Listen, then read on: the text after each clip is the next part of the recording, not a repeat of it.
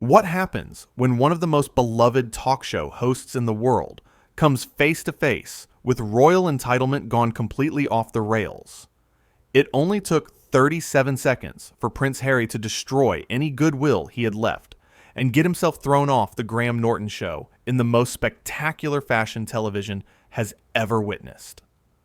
This is the story of how one guest managed to turn what should have been a light-hearted chat into an absolute disaster that nobody saw coming. Graham Norton has been doing this for years. Decades, actually. He's interviewed everyone. Movie stars, musicians, politicians, royalty. He knows how to handle difficult guests. He knows how to keep things fun and entertaining while still being respectful. His red chair has seated some of the biggest names in entertainment, and they all leave smiling. But nothing could have prepared him for what was about to unfold on this particular evening. The show started like any other. The studio audience was buzzing with excitement. The lights were bright, the music was pumping, and Graham walked out with that signature smile and wave that everyone knows and loves.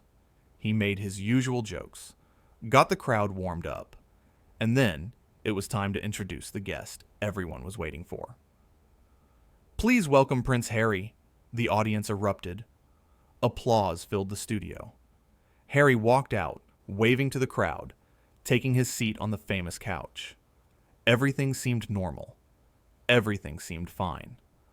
Graham welcomed him warmly, as he does with every guest, ready to have a good conversation. "So lovely to have you here," Graham said, still smiling, still being the perfect host. "How are you doing?"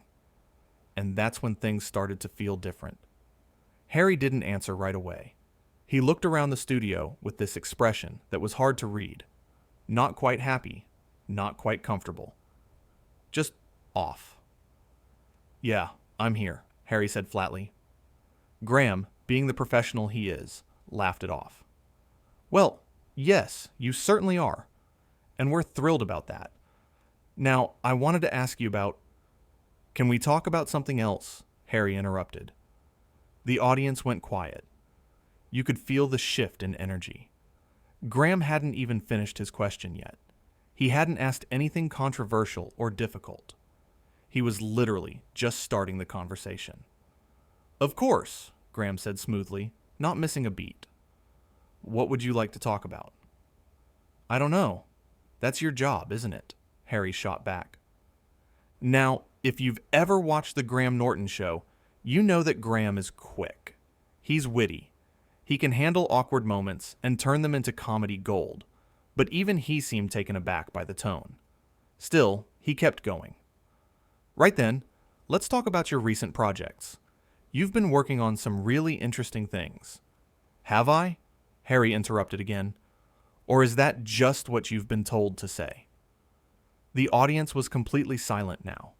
This wasn't banter. This wasn't playful. Back and forth. This was hostile. Graham's smile was still there, but you could see in his eyes that he was trying to figure out what was happening.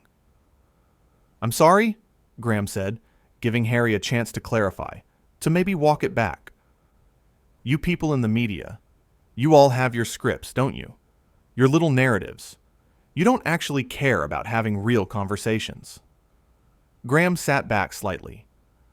"Harry, I can assure you there's no script here. I genuinely want to hear what you have to say. That's what we do on this show. We have real conversations with real people." "Real conversations?" Harry laughed, but it wasn't a friendly laugh. It was sharp, mocking. "You're reading off a card right now." "Well, yes, I have notes," Graham admitted, still trying to keep things light. "That's how talk shows work. But the conversation is real. Your answers are your own. Nobody's telling you what to say." "Aren't they, though?" Harry leaned forward. "Isn't this whole thing choreographed? Me coming out, you asking your safe little questions, me giving my safe little answers, everyone claps, everyone goes home happy." The audience didn't know how to react. Some people laughed nervously. Others just sat there, watching this car crash unfold in real time. Graham took a breath. If you'd like to have a different kind of conversation, I'm more than happy to do that. What's on your mind? What's on my mind, Harry repeated. What's on my mind is that I'm sitting here on this ridiculous couch, under these ridiculous lights, talking to someone who makes millions asking celebrities about their movies and their outfits and their pets. Do you know how trivial this all is? You could hear gasps from the audience. Graham Norton's show isn't just some throwaway entertainment. It's an institution. People love it precisely because it is fun and light and celebratory. And here was someone sitting on that famous couch calling it trivial. Graham's expression changed. The smile was gone now. Harry, I think you might be at the wrong show. If you want to have a serious political discussion, there are other programs for that. This show has always been about entertainment, about making people laugh, about celebrating talent and creativity. And there's nothing trivial about that. Oh, here we go, Harry said, rolling his eyes. The defensive host routine. I'm not being defensive, Graham replied, his voice steady but firm. I'm being honest. You came on this show knowing exactly what it is. Nobody forced you to be here. If you have a problem with what we do, you're welcome to leave. That sentence hung in the air. The audience held its breath. Graham Norton, the man who welcomes everyone with open arms, had just essentially told a prince that he could leave if he didn't want to be there. But Harry wasn't done. You know what your problem is, Graham? Harry said, leaning back with his arms crossed. You've been doing this so long that you've forgotten what it's like to ask real questions, to push back, to actually challenge people instead of just lobbing softballs and hoping everyone likes you. The audience was shifting uncomfortably in their seats now. This had gone way past awkward. This was painful to watch. Graham put his cards down on the desk beside him. Harry, I've interviewed thousands of people. World leaders, activists, artists, musicians, actors, authors. I've had deep conversations, funny conversations, emotional conversations. I've made people cry, and I've made people laugh until they can't breathe. What I don't do is ambush my guests.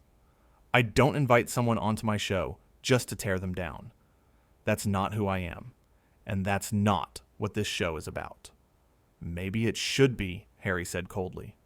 Maybe you should have accepted an invitation to a different show then, Graham fired back. The tension was unbearable. Graham Norton never loses his cool. Never. But you could see he was reaching his limit. You know what I think? Harry continued, clearly not reading the room. I think you're scared. Scared to ask the hard questions. Scared to have a real conversation, because it might make people uncomfortable. You hide behind your jokes and your silly games, because actually engaging with people on a meaningful level is too difficult for you. That was it. That was the line. Graham stood up. The audience gasped. Graham Norton never stands up in the middle of an interview unless it's planned, unless it's part of a bit. But this wasn't a bit. Harry, Graham said, his voice quiet but powerful, I've been nothing but welcoming to you from the moment you walked through that door. I've tried to give you the space to say whatever you want to say. But I will not sit here and be insulted on my own show. I will not have you disrespect the work that I do, the work that my team does, and the experience that these audience members paid to come and see. Harry looked genuinely surprised, like he didn't expect Graham to actually stand up to him. Are you serious right now? Harry said. Completely serious, Graham replied. You've made it clear that you have no interest in being here, that you think this show is beneath you, that you think I'm some kind of joke. So why are you still sitting on that couch? Because I agreed to do this interview, Harry said, his voice rising. And you're doing a terrible job of it, Graham shot back. An interview is a conversation. It requires two people who are willing to engage with each other respectfully. You've done nothing but attack me since you sat down. I'm just being honest, Harry protested, No, Graham said firmly. You're being rude. There's a difference. Honesty doesn't require cruelty, and you've been nothing but cruel for the past several minutes. The audience started clapping. Slowly at first, then louder and louder. They were clapping for Graham. They were on his side, and Harry clearly didn't know what to do with that. This is unbelievable, Harry muttered. What's unbelievable, Graham continued, is that you thought you could come onto this show, insult me, insult what we do here, and face no consequences. You're not bigger than this show, Harry. Nobody is. This show has been running for years, and it will continue running long after tonight. The same cannot be said for your appearance here. What's that supposed to mean? Harry asked. Graham looked directly at him. It means we're done. This interview is over. The audience erupted again. Some people were cheering. Others were shocked into silence. This was unprecedented. Graham Norton doesn't end interviews early. He doesn't kick guests off his show. But he was doing it. He was actually doing it. You can't be serious, Harry said, but his voice had lost some of its edge. He looked around at the audience, at the cameras, at Graham standing there waiting for him to leave. I am completely serious, Graham said. I've given you multiple opportunities to course correct, to have a civil conversation, and you've rejected every single one. So yes, we're done here. Thank you for coming, but it's time for you to go. Harry sat there for a moment, clearly calculating his next move. He could apologize. He could try to laugh it off. He could do something to save face. But instead, he did the worst possible thing. He doubled down. You're really going to do this? Harry said, standing up now too. You're really going to kick me off your show because I dared to question you? Because I didn't play along with your little game? I'm ending this interview because you've been disrespectful and hostile from the moment you sat down, Graham said, not backing down an inch. You came here with an agenda. You wanted to make me look bad, to make this show look bad, and I'm not going to let that happen. This is censorship, Harry declared, pointing at Graham. The audience actually laughed at that. Not with Harry. At him. Because calling it censorship when you've been given a platform to speak, and you've used that platform to attack your host, is absurd. This isn't censorship, Graham said calmly. This is consequences. You're free to say whatever you want, but you're not free to say it on my show while insulting me and everyone here. There's a door right there. I suggest you use it. Harry looked like he wanted to say something else. His mouth opened, then closed. He looked at the audience, hoping maybe for some support, but all he saw were people staring back at him with a mixture of shock and disapproval. Fine, Harry finally said. I don't need this anyway. He started walking toward the exit, but Graham wasn't finished. Harry, Graham called out. Harry stopped and turned around. I hope you figure out what you were trying to accomplish here tonight, because from where I'm standing, all you've done is prove that having a title doesn't make you entitled to treat people poorly. That landed like a bomb. The audience went wild. Standing ovation. People were on their feet cheering for Graham, applauding his decision to stand up for himself and for the show. Harry didn't say anything else. He couldn't. There was nothing left to say. He had come on to one of the most popular talk shows in the world and managed to make himself the villain in less than 15 minutes. He had insulted a beloved host, dismissed the entire concept of the show, and then acted shocked when there were consequences. He walked off the stage to complete silence. No applause, no cheers. Just the sound of his footsteps and the door closing behind him. Graham stood there for a moment, letting the audience reaction wash over him. Then he sat back down, picked up his cards, and looked directly into the camera. Well, he said with a slight smile, that was unexpected. The audience laughed, the tension finally breaking. I think we're going to take a quick break, Graham continued.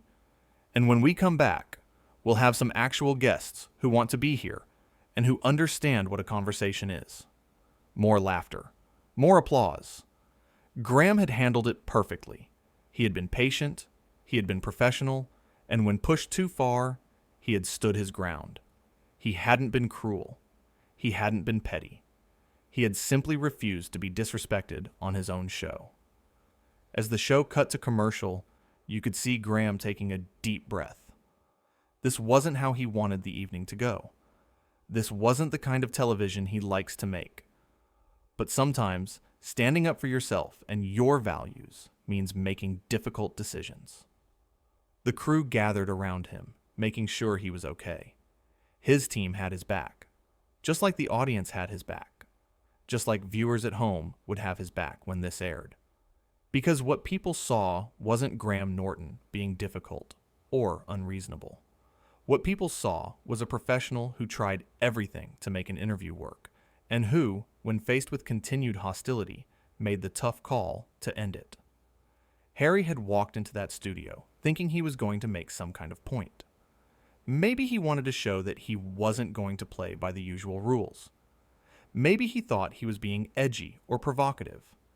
Maybe he genuinely believed that talk shows like Graham Norton's were superficial and needed to be called out. Whatever his reasoning, it backfired spectacularly. Because here's the thing about the Graham Norton show. People don't tune in for conflict. They don't watch it hoping to see guests get into fights or hosts get taken down. They watch it because it's fun, because it's joyful, because for an hour, they get to see interesting people having interesting conversations in a relaxed, welcoming environment. That's the magic of the show. That's what makes it special. And Harry didn't just fail to understand that. He actively attacked it. He went after the very thing that makes the show beloved by millions of people. He called it trivial, called Graham's. Work meaningless suggested that asking celebrities about their projects and their lives was somehow beneath serious consideration. But entertainment matters. Making people laugh matters. Creating a space where artists and creators can share their work and their stories matters.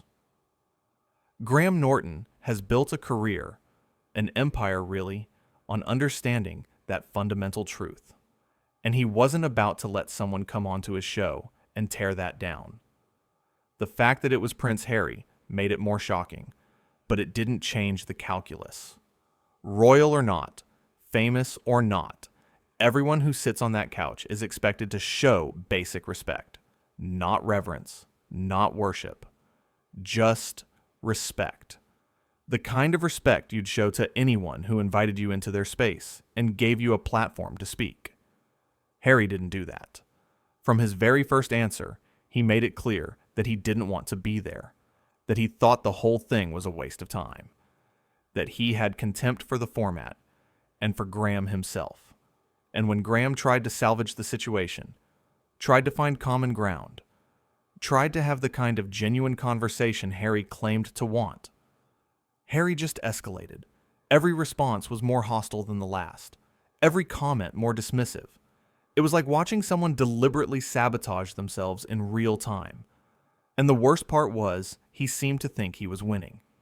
He seemed to think his attacks were landing, that he was making Graham look bad, that the audience was on his side. But they weren't. From the moment things turned sour, the audience knew who was in the wrong. You could feel it in the room. The uncomfortable silence, the nervous laughter, the way people shifted in their seats. They had come to have a good time, and instead they were watching someone they might have admired reveal themselves to be entitled and mean-spirited. When Graham finally stood up and ended the interview, it wasn't just a relief. It was necessary. Someone needed to draw a line. Someone needed to say that this behavior wasn't acceptable. And Graham, despite probably wanting nothing more than to just get through the interview and move on, stepped up and did what needed to be done. The phrase Harry used, calling it censorship, was particularly telling, because it showed a fundamental misunderstanding of what was happening. Graham wasn't silencing Harry. Harry had been talking freely, saying exactly what he wanted to say. The problem wasn't that he was being censored. The problem was that what he was choosing to say was insulting and hostile. And when you insult your host repeatedly, when you make it clear you have no respect for them or their show, you don't get to cry censorship when they decide they've had enough. Freedom of speech doesn't mean freedom from consequences. It doesn't mean you can say whatever you want, and everyone has to just sit there and take it. Graham gave Harry a platform. Harry used that platform to attack Graham. And Graham reasonably and rightfully took that platform away. What made it even more powerful was how calm Graham remained. He didn't yell. He didn't curse. He didn't match Harry's hostility with his own. He simply stated facts. He explained why the interview was ending. He gave Harry every opportunity to understand what was happening and why. And when Harry still didn't get it, when Harry tried to play the victim, Graham didn't let him. That line about having a title, not making you entitled to treat people poorly, was perfect. It was pointed without being cruel. It addressed the specific situation without getting personal beyond what was necessary. It was the kind of thing you think of hours later in the shower and wish you had said. But Graham said it in the moment, with the cameras rolling, with the audience watching, with his reputation on the line. And it worked. It resonated with everyone in that room and everyone who would watch it later. Because it articulated something important. Fame doesn't give you the right to be rude. Status doesn't excuse bad behavior. And if you come into someone's space and disrespect them, you shouldn't be surprised when they ask you to leave. The standing ovation Graham received was spontaneous. It wasn't prompted. It wasn't rehearsed. It was a genuine outpouring of support from an audience that had just watched their beloved host get attacked and had watched him stand up for himself with grace and strength. They were telling him, "We see what just happened. We know you did the right thing. We're proud of you." For Graham, who has spent his entire career being kind and welcoming to everyone who walks through his door, having to kick someone off his show must have been difficult. It goes against everything the show stands for. But sometimes, maintaining the integrity of what you've built requires making hard choices. It requires saying no. It requires protecting not just yourself, but your team, your audience, and the values that make your work meaningful. The crew's reaction after the commercial break spoke volumes. They rallied around Graham because they knew what they had just witnessed. They knew how hard he had tried to make it work. They knew he had been more than fair, more than patient. And they knew that ending the interview was the only option left. When the show came back from commercial, Graham carried on like the professional he is. He introduced the next guests. He told jokes. He created the warm, fun atmosphere that people expect. But everyone watching knew something significant had just happened. They had seen behind the curtain, in a way. They had seen what happens when someone tries to take advantage of Graham's kindness and fails. In many ways, this moment defined what the Graham Norton Show really is. It's not just about entertainment. It's not just about celebrities promoting their projects. It's about respect. It's about creating a space where people can be themselves, share their stories, and connect with an audience. And that space only works if everyone involved respects it. Harry didn't respect it. He came in thinking he could use the platform for his own purposes, whatever those were. He thought he could tear down the host and the format and somehow come out looking good. But he miscalculated badly. Because the thing about the Graham Norton Show is that people love it. They love Graham. They love what the show represents. And when you attack something people love, especially when you do it from a position of privilege and entitlement, they're not going to side with you. The dramatic exit, Harry walking off that stage in silence, was the perfect ending to the disaster he had created. There was no way to spin it. No way to make it look like anything other than what it was. A guest who had completely misread the room, who had overestimated his own importance, and who had underestimated the integrity of the person sitting across from him. Graham Norton has interviewed thousands of people over his career. Difficult people, controversial people, people with complex histories and challenging personalities. And he has managed to have good conversations with almost all of them, because he's skilled at what he does, because he approaches every interview with genuine curiosity and warmth, because he creates an environment where people feel comfortable opening up. But that environment requires mutual respect. It requires both people to be willing participants in the conversation. And when one person decides they're above that, when they decide the rules don't apply to them, when they choose hostility over engagement, the whole thing falls apart. Harry made that choice, not Graham. Harry could have had a perfectly pleasant interview. He could have talked about his work, his interests, his life. He could have been charming and funny and insightful. The opportunity was there. Graham was ready and willing to have that conversation. But Harry chose a different path. He chose confrontation. He chose to be the antagonist in his own story. And Graham, faced with an impossible situation, made the only choice that preserved the dignity of his show and himself. He ended it. He stood up, literally and figuratively, and said, "Enough is enough." And in doing so, he reminded everyone watching why they love the show in the first place. Because it's hosted by someone who values respect, who treats people well, and who won't compromise those values even when faced with someone who expects special treatment. The 37 seconds it took for things to go wrong happened so fast. One moment, everything seemed normal. The next, the entire interview had derailed. But the decision to end it wasn't made in 37 seconds. It was made over the course of several minutes of escalating hostility. It was made after multiple attempts to salvage the conversation. It was made when it became crystal clear that continuing would only make things worse. Graham gave Harry every chance. Every single chance. He tried humor. He tried directness. He tried changing subjects. He tried everything in his considerable toolkit to make it work. And when nothing worked, when Harry kept pushing and pushing and pushing, Graham made the call.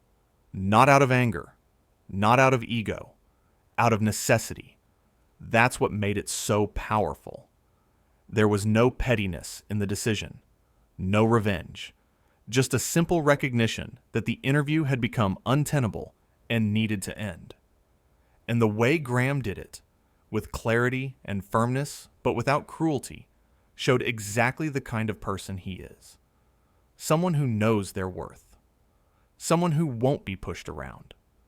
Someone who understands that sometimes the kindest thing you can do is set a boundary. Harry's exit from that stage was the end of the story. There was no redemption arc for him that night. No moment where he realized his mistake and apologized. No Hollywood ending where everyone made up and laughed about it later. Just the reality of someone who had made poor choices facing the natural consequences of those choices.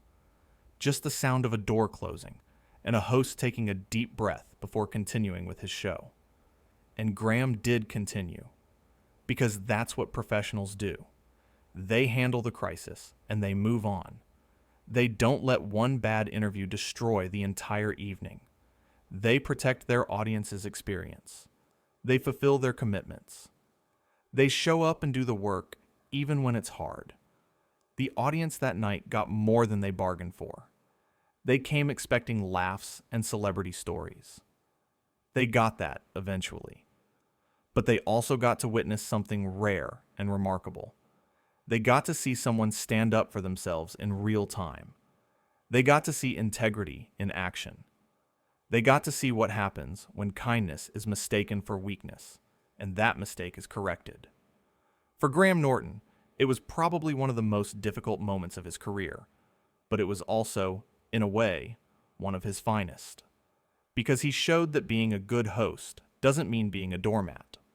It means creating and maintaining a space where good conversations can happen. And sometimes, maintaining that space requires removing people who are determined to destroy it. The interview that never finished, the guest who walked off, the host who stood his ground. It was a moment that nobody who was there will ever forget. A moment that defined not just an episode of a show, but the principles that show stands for.